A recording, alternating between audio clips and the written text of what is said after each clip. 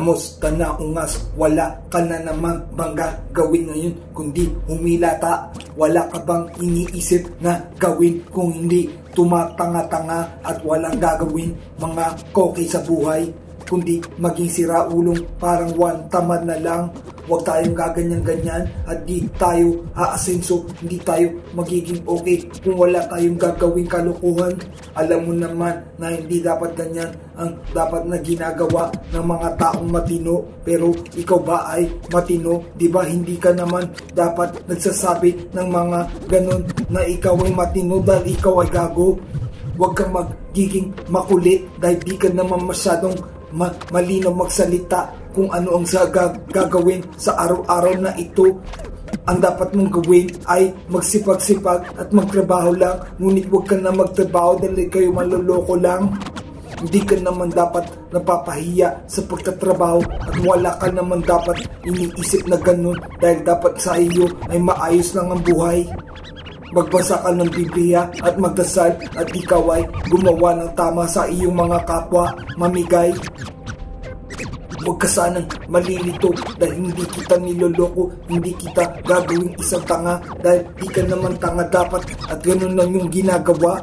Huwag kang dapat ganyan, hindi ka dapat ganyan, huwag kang gagaya sa iba na ganun lang gagawin dahil lahat ng tao ay umaasenso sa pagsisikap at pagtatrabaho at pananalig sa Diyos at wala tayong gagawin hindi aasenso dahil lahat tayo ay aasenso at huwag kang gagawa ng ganun na hindi mo gagawin dahil dapat mo gawin ang dapat na ganun.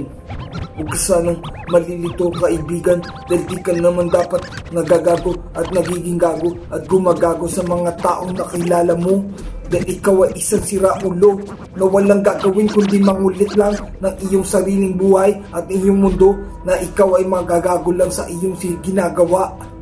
Huwag ka sanang magiging makulit dahil di ka dapat hindi nakikinig dahil dapat sa iyo ay makinig ng mabuti. Ganun lang dapat ang dapat mong gawin at huwag kang magiging gago lang at huwag kang nang tatanga-tanga at huwag kang masyadong makulit at masyadong maporma na hindi naman namin alam kung anong forma yan. Ayusin mo naman ang iyong buhay dahil dapat sa iyo ay maging matinong tao lamang. Hindi na dapat ganyan ang ginagawa mo dahil ibang panahon na ngayon at ibang oras na at dapat sa iyo ay nagbabago rin dapat. Huwag ka masyadong makulit. Dapat ibang tao ka na, nagbabagong asenso, nagbabago ang lahat. Lahat ay dapat babaguhin, mag-iibang tao ka na dapat at hindi ka dapat tao, kundi hayop na dapat. Dapat sa iyo magbago dahil ganun ang sinasabi sa ating mga kaalaman sa buhay na ating pinupuntahan sa ating mga pinupuntahan sa mundo na kailangan malaman ng dapat malaman. At ganun ang dapat gagawin ng tumino o ng tumino dahil tayo ay hindi lang basta-basta ganun lang klaseng tao. Tayo ay ibang klaseng tao at ganun tayo hindi matatalo dahil lahat ay dapat natin gampanan ang mga kapangyarihan na gumaganap sa ating kabuhayan at tayo ay hindi lang basta-basta taong mangmang dahil tayo ay may mga ibang magagawa sa buhay kung tayo ay magiging matino lamang at titino at makakagawa ng mga bagay na hindi natin kakayanin dati pa dahil ngayon makakaya na natin.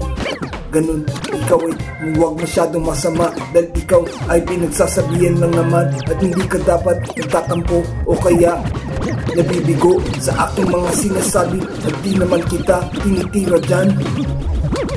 Huwag ka masyadong aadik-adik dahil sa iyo nagmumula ang mga problema kung ikaw ay aadik-adik.